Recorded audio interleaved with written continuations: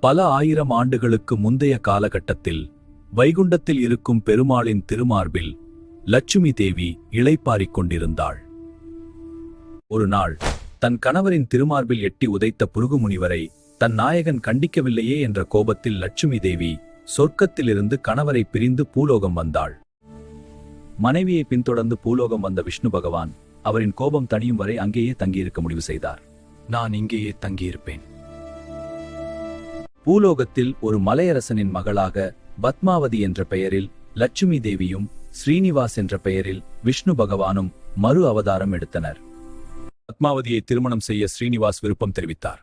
அதற்கு பத்மாவதியின் தந்தை, பணமில்லாத உன்னை போன்ற ஆண்டிக்கு என் மகளை தரமாட்டேன் என்று நிபந்தனை விதித்தார். இதனால் செல்வக் கடவுளான குபேரனிடம் பெருமளவில் கடன் வாங்குவதைத் தவிர வேறு வழி ஸ்ரீனிவாசுக்கு இல்லை. குபேரன் வாக்களித்தபடி ஸ்ரீனிவாசுக்கு தங்க மலைகள் கொடுக்கப்பட்டன. கலியுகத்தின் முடிவில் இந்த கடனை திருப்பிச் செலுத்துவதாக குபேரனிடம் ஸ்ரீனிவாஸ் வாக்களித்திருந்தார்.